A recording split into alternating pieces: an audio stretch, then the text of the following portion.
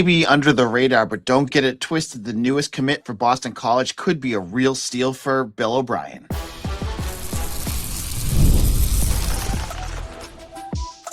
You are Locked On Boston College, your daily podcast on the Boston College Eagles.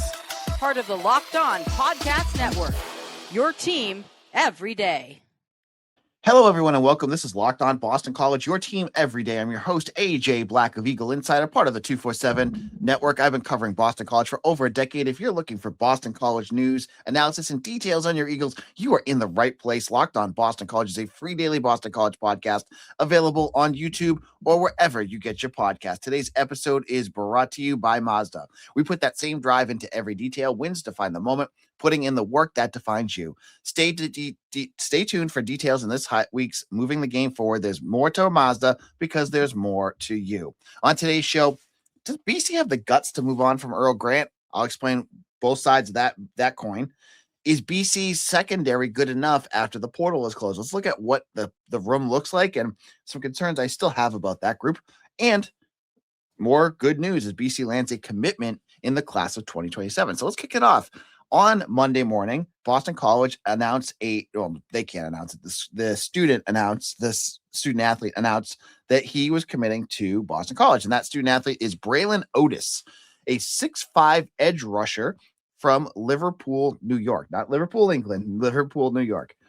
He had 7 sacks last year. He had offers from BC, UMass, and UVA. This is the 6th commitment in the class of 2027 for Boston College.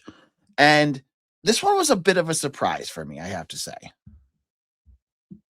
I knew about Otis. He was on campus during the spring ball last year, so it was like a name that wasn't completely foreign to me, but just a little bit of a lesser known under the radar recruit in terms of what I would think BC would take it as a commit right now. But I think what BC does, and you can hate it or love it, is they're not going to play games when they're going for commitments, right? If they've done an evaluation for a recruit and they like his film and watch Braylon, first of all, Braylon Otis has the size, right? He's 6'5". That's a good size edge rusher. Again, just like I said yesterday, when we're talking about Alex DeGreek and some of the transfers BC has landed, you need to build your room around size and strength because Donovan Azaraku is a unicorn. You're not going to get him every single time that you get an undersized edge rusher. So you got another one, 6'5", 230, 235. You have good production, good speed. So you see what you like. You've watched him practice. You've seen his film. You probably talked to him multiple times. Jordan Thomas was playing lead on this one. And Bill O'Brien, I think, was the closer in terms of his recruitment. You do all that. And he's ready to commit. Do you even though he doesn't have a huge offer list, do you wait or do you trust your gut? I think BC did the right thing here. If they trust their gut on this guy, why play games? Why wait? All it takes is one senior film or camp or a senior film or something. If they're dragging their feet, another school could jump in and say, "Ooh, I like what I saw there. Here's an offer." And then all of a sudden his eyes light up and he goes somewhere else. It's good to be aggressive with this kind of stuff. This is, O'Brien has built a staff around experience. You have the experience. You know what you're looking for. If Braylon Otis checks those boxes, then can take him. Again, I go back to the measurables. A 6'5" edge rusher is exactly what BC needs. You need more of those. I mean, you have guys that are a bit more on the undersized edge rusher, like guys like Favor Bate. Favor Bate is 6'1". You look at Ela Boykin. Ela Boykin is 6'3". So he's bigger than both of those guys. He's bigger than Donovan Azaraku. He's bigger than, he's a good sized edge rusher. Edward Kalengi was 6'3". He's bigger than all these guys, right? You want size. Like, I go back to watching some of these NFL playoff games. The edge rushers that are most dominant have good speed, but they're also big because you see their big bear claws and their big arms going after quarterbacks. That's what you need. You need some guys. I have a theory to posit here. When BC was struggling to rush the passer last year and in 2023 when Ezeraku was not doing very well. What was our biggest gripe? Was that BC could get some pressure, but it was always an inch or two. I'm not even joking, an inch or two away from getting the quarterback. I go back to some of my game recaps. I've said it numerous times. They're like a hair away. Well, going from 6'1" or 6'2" to 6'5" will get you that extra piece, right? It's just a theory that like that could make a big difference for BC. So this is a good get for BC.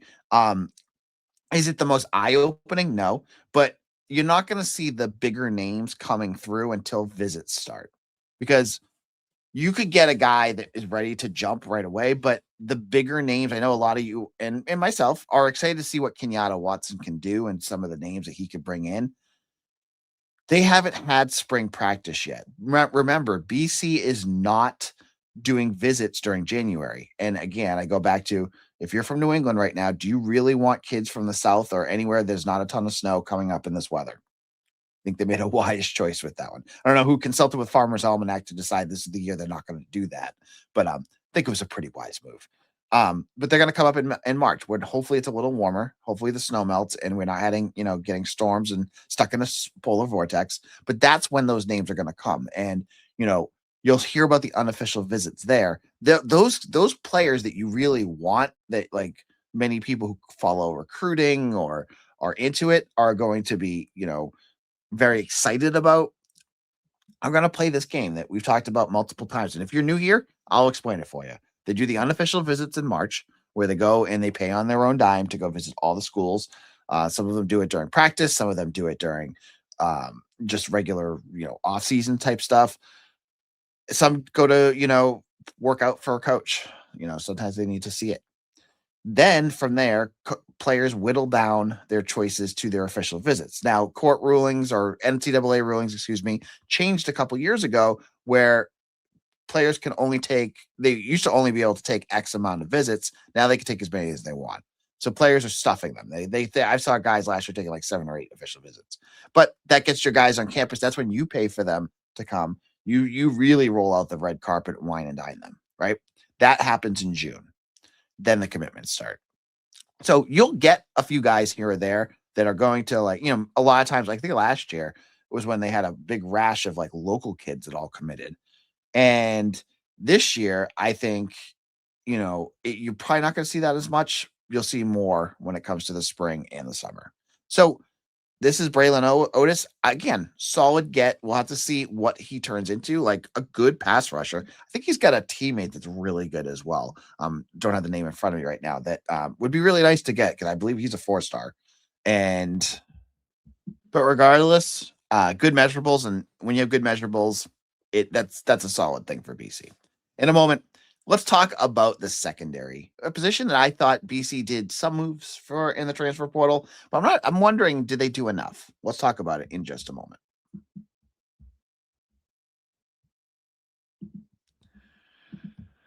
This is Mazda's moving the game forward for those who showed there's more to the score than what's on the screen. I want to talk a little bit about the play of Donald Hand and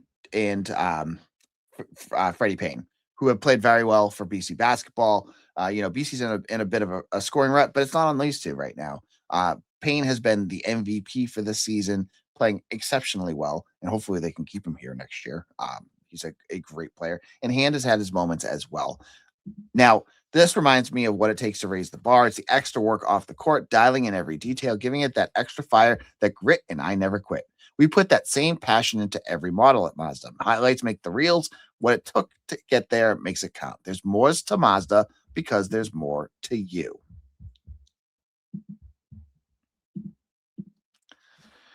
Locked On Boston College, AJ Black here, and I want to tell you about our Everydayer Club. We're adding more and more to this, more and more content for you, more and more reasons why you need to sign up. Right now, if you're part of the basic tier, you get ad-free shows. You get access to our group chat Discord, which I want to continue to grow. So hopefully you join because we can chat BC all day long. And you get other exclusive perks. You take it to that next level. If you're a diehard and you really want to support the show and get more BC content at the same time, become part of our all access tier. We'll be talking all sorts of things, whether it's details on recruiting, interviews, Q&As, all sorts of bonus episodes. Plus, you get text messages from me, a newsletter with all the details of the day, everything included on there. Plus, you can get 15% off if you ever want to get Locked On merch. It's a great deal. Sign up in the show notes below. Hope to see you guys all over there. Now, one of the positions that I have been skeptical about in the transfer portal is the secondary. Kevin Humes was supposed to come here, transfer from Maryland, but switched at the last minute and committed instead to Maryland. Not to Maryland, sorry, to Rutgers. Wrong, old Big East school, sorry. And that kind of left BC with a bit of a gap. Now, my big question is, with the additions that they added, did BC do enough? You added a safety, Cam Howard from Alabama, and a cornerback, Chandler Jordan from Georgia State, but is that enough? Now, you lost arguably your best defensive player in the secondary when Omar Thornton went to Miami. That was a tough blow because he was really developing. If he could kind of cut down on the missed tackles, he could have been a really good, addition if he stayed. But, he's a Miami guy. He's from that area. It happens, right? Can you replace him? That's a tough call. Carter Davis probably will go back to the safety position from cornerback. And I think he's good. I like Carter Davis. I like Marcus Upton too. I think Marcus Upton is an up and coming safety as well. So you got two good safeties. And honestly, will they deliver the bone crunching hits that Thornton had? No. But this is not a knock on Thornton, but some of the misplays that I think people gave him a pass on way too often were as detrimental as the plays he made. I mean, you watch some of the games, he missed quite a few tackles. So if you get a guy that isn't as big in terms of hits, but can make and wrap up plays, that's fine. That's not a big loss. My bigger concern, honestly, in the secondary is the loss of Amari Jackson. Now, I thought he would be back, but clearly all the guys that sat out other than Jaden Skeet that were injured or whatever. I don't know what was going on there. No one will talk about it. But Amari Jackson was one of those guys that was out, came back, and then he's gone. I thought he would have been a very solid number 2 or number 1 cornerback. Now you look at your cornerbacks for next year, and you're left with a lot of questions. You have Syair Torrence, who I believe is going to be a very good cornerback. I watched him a lot during camp, and every single camp last year, go back and read my show notes or if you're an Eagle Insider, my camp notes, his name came up, 5 dozen times. Like, he was awesome. Then he gets hurt. We don't know what the injury is, and he was lost after like 2 games of the season. He was there for a cup of tea. If he is healthy, and hopefully he is, and there's no lingering from whatever this injury is, that's a good, solid cornerback. Now, I would have loved to have seen a good, solid cornerback along with Amari Jackson, but that's not the way the cards are dealt. So that leaves you, does Syair Torrence is he good enough to be your ace, to be your shutdown corner? And again, with a lot of things on this team, I don't know. I mean, I've watched him at practice, and I think he does look that good, but we haven't seen him in enough game film to say that that's a safe thing to say. I would feel a lot more confident if he was your number 2, but he's going to have to do that. And then you go that brings up the other questions. You look at your slot corner, and this is a position that honestly is different than I expected about a month ago, because Cam Martinez is back. Cam Martinez is the transfer from Ohio State. He's been off and on hurt since he's been here. He's played quite a bit, though. You remember that Virginia Tech game 2 years ago? He was pretty good in that game. Well, he's back. So now you have a battle at slot corner between TJ Green, who played most of last year, and Cam Martinez, the veteran, who's got to be like 23, 24 at this point. And that was something I just didn't expect. I thought especially because I thought Kevin Humes was coming in to play that slot corner. I didn't realize they would have been 3 deep there, and that would have meant that they would have moved somebody to the outside. I'm guessing a TJ Green, but I'm honestly, I'm not even that sure. So, that is something that popped up. And I think, that's pretty solid there at the slot. It's that second corner that's going to be a big question mark. And it's going to be to me, it strikes me as a position battle that we'll see a lot of and be speaking a lot of during the spring and summer. You have a number of names that could reach up and be that other corner. You have, um, you have Max Tucker, who he's played quite a bit the last 2 years. And I know there's some folks out there that are skeptical of him. But he's not the fastest corner, but remember, he got dinged quite a bit last year in terms of like scores on PFF and things like that. He's reportedly playing with a broken elbow, which is insane. That's toughness right there. Like, think about that. Like your team is 2-8 or whatever it was at that point, 2-7, and you're out there with a broken elbow. That's dedication right there. So he'll be one guy going for it. You also have Isaiah Ferris, who again jumped in because of the injuries to Jackson and Torrance last year, and we saw quite a bit of him. Just like Tucker he doesn't have the highest upside, but he's played quite a bit. You know what you're going to get with him, and honestly, with the two of them, I'm curious with a little bit different coaching how they'll do. Because there was a lot of man to man coverage last year, and I'm wondering if they can actually teach these guys some good zone coverage, because that was a big issue from last year. That they'll actually improve a little bit. So that'll be up to Ted Roof and whoever the defensive backs coach is going to be. Those are two, and then you have all the young guys. There's a ton of young guys that also got hurt last year. I look at someone like Ashton Cunningham. Ashton Cunningham came in and played a bit at the beginning. I think it was the Pitt game. He played a lot.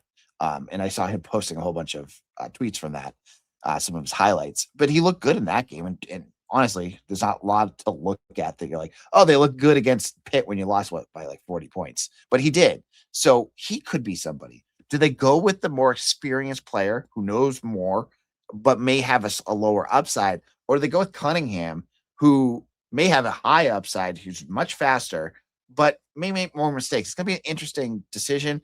And it leads me to my question here. Is the secondary going to be solid enough to make good plays?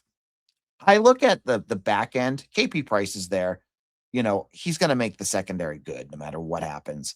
And I'm a big fan of Carter Davis. I like Carter Davis a lot. I think he's made to be a safety. And I think, the drop off from Omar Thornton to him isn't as big as people think. And so that's okay. It's the corners. Can the corners perform? And it's going to be up to the staff to really teach them. And can they prevent the injuries that killed them last year? Like, if you're already going into the season or like 3 games in and you're down multiple corners, you're in trouble with this group. You have depth and they're developing, but they're all unestablished depth. And we saw what happened to that last year. They need to stay healthy here. And to me, it's kind of thin right now in terms of where they are at the top. Well, that's my thoughts on the secondary. Do you agree with me? Disagree with me? Put in the comments. I want to hear what your thoughts are. And on the YouTube comments, I do respond back sometimes. So, some of you are pretty regulars out there. Shout out to Chris and Frank, and there's a whole bunch of guys that are always commenting on our YouTube section. If you're out there and you have thought about it, I do respond sometimes. There's a great comment section here. Hopefully you sign up. You log in, and it's free. Just sign up. Check it out. Now, I want to go to basketball in just a moment. BC basketball. Will they move on from Earl Grant? I'll give you both sides of the coin in just a moment. Hiring isn't just about finding someone willing to take the job. It's about finding the right person with the right background who can actually help your business move forward. And if you want candidates who match what you're looking for, Indeed sponsored jobs is the move. Because instead of hoping the right person stumbles across your post, Indeed helps you match with quality candidates by boosting your job listing to the people who fit your specific criteria, like skills, certifications, and location. If I was hiring for Eagle Insider, I'm always adding new writers. I'm not looking for someone who could just help. I want someone who's experienced, who knows how to write. And I know with Indeed, I will find the people who can just jump right in. It saves time because you're spending less energy sorting through mismatch and names you would just never hire. And here's a stat that says it all. In the minute I've been talking to you, companies like yours made 27 hires on Indeed, according to Indeed data worldwide. So if you're hiring, spend less time searching and more time interviewing candidates who check all the boxes with Indeed sponsored jobs. Listeners of the show will get a $75 sponsored job credit to help you get your job the premium status it deserves at indeed.com/podcast. That's indeed.com/podcast. Terms and conditions apply. Hiring, do it the right way with Indeed. Locked On Boston College, AJ Black here of Eagle Insider. Thank you all who have made Locked On BC part of your daily routine. And thank you all who have checked out your second listen, which should be Locked On ACC with Kenton Gibbs and Alex Dono. They're talking all things Atlantic Coast Conference. You need to check that out on YouTube or wherever you get your podcasts. Now, we're getting close to the end of the basketball season. We're past the halfway mark of the ACC schedule. BC's limping to the end, just like they did last year. And this begs the question that about Earl Grant. What will happen? Now, I read an article yesterday. I love, Googling, hey, Google, give me the coaching hot seat rankings for college basketball. And, you do it for football. You see all the coaches that are on the hot seat. And I wanted to see what some maybe national people were thinking. And I think it might have been Bleacher Report that put it up. They tiered it, like you see like the T tiers and A tiers and B tiers. So they had Autry from Syracuse and the head coach of LSU and a few other coaches near the top. And then they had a listing of probably not going to make a move because who cares about basketball at that school anyways. And there's BC. So that's what the national folks did. And I don't know how, this wasn't like a John Rothstein type guy. It was just some guy that wrote something. But it made me think, does BC care enough to make a move here? And there's two sides to the story. Now, there's they won't make a move side, and we'll start with that.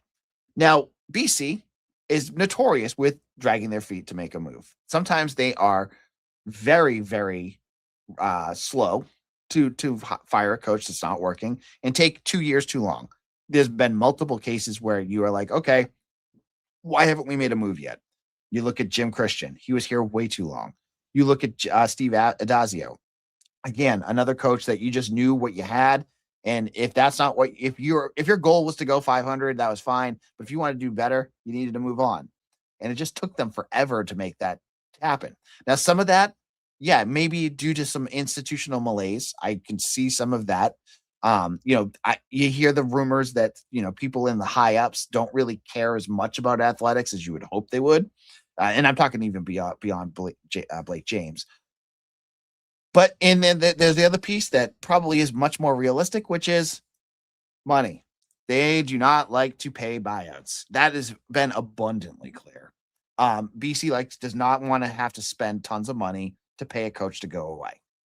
And so one piece on Earl Grant is, I believe it's 28, 29. He's signed to. So if he has a buyout that's anywhere near 100% of what his salary is, I could see BC balking on that. That's 2 to 3 years of paying that. So you're paying upwards of $6 million for him to go away. There may be people on the upper levels of BC that are just like, I don't want to pay that. And I think that's incredibly short-sighted and honestly foolish because you're seeing the results and the ticket sales that really should wipe everything clean. But I could see that. They're not going to want to pay $6 million plus, $3 million for a new head coach. That seems like something BC may have a hard time with. But again, they're a private school. We don't know what the buyout is. You cannot just go and say every coach has 100% buyout because you don't know. He may have a 50% buyout. He may have, something like that. Like if it's 3 years at $2 million a piece, they're paying $3 million. That seems a lot more manageable, in my opinion. So it all depends on the language of something we can't see. And you can't just guess, okay? So don't just guess of what they have. And we'll have to wait to see what that piece is. But I go back to this program needs not just a shot in the arm. They need the defib paddles put to the chest and just blasted because this program just feels dead. It feels dead. As someone who covers this team, I love guys. I know I talk a lot about football on the show, but I do love BC basketball. It's one of my favorite sports to watch, but no one cares. When I talk about BC basketball, I'm telling you, no one listens because no one pays attention to it. It's dead. You need to spend money to get this team going. If you make the conscious choice say BC's totally not making any tournament this year. Clearly, they're not good enough for that. But they're on the right path to not making an ACC tournament for the second straight year as the bottom two teams. If that happens 2 years in a row, and you say to your fan base, you say to your alumni base, your donors, that's fine. Well, we don't really want to pay for more anyways. We'll just give Earl Grant another year. What message are you sending to your fans that is good enough?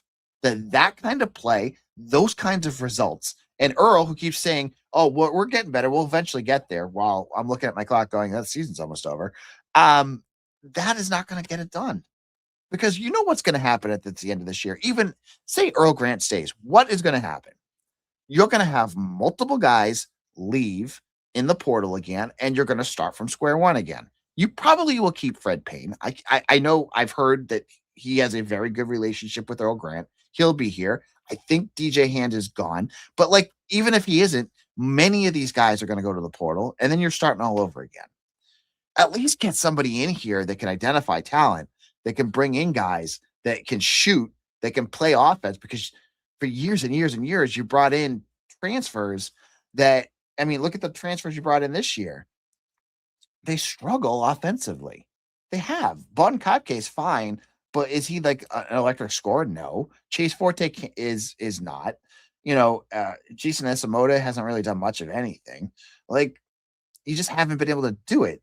So you need to send the clear message to your fan base that this group cares and that you're going to make a move that is going to open eyes and open wallets again.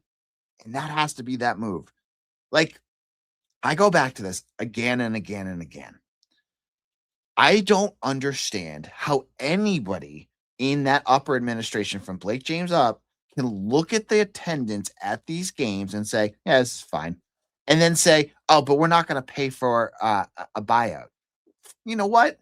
You're paying, millions of dollars. I don't know how many millions of dollars for Earl Grant, and you have a completely empty Conti Forum. You're wasting money.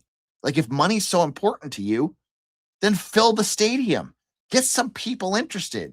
It's a return on investment. You will make a return on investment if you spend the money. So make a move. That's what it blows my mind. If they don't see that, I don't know. That's basic accounting and basic economics right there. That you have seats that you could be selling for $50, $60 a pop, and 80% of them are empty. What are we doing? This has to be in their algorithm of what they're going to do, because Earl Grant isn't going to magically learn how to, coach at the end of a game or get offenses that are worth watching or can do anything. We've seen enough of it. We've seen 5 seasons, and 1 year when he had really good talent, he was able to do something. Everything else has been a bad. It's just been bad. So make a move. You have to. So will BC do it? I think they will. I know folks are very, skeptical of BC and their ability to or not do a move. I feel like they can't be this obtuse. They have to see it. And so hopefully they're not that team that's on that article I just saw that said school that doesn't care about basketball. Hopefully BC is a school that cares about basketball and does the right thing. All right. Later on today, I'm going to do a bonus episode of the Bean Pod. I'm going to do 10 minutes talking all about the Bean Pot. You're going to want to make sure you hear that. Follow me on Twitter at AJBlack247. Check me out on Instagram, on Facebook, and TikTok. I'm on all of those. And make sure if you're on YouTube, like and subscribe to our channel for more BC content. And we'll see you again soon for another episode of Locked On Boston College, your team every day.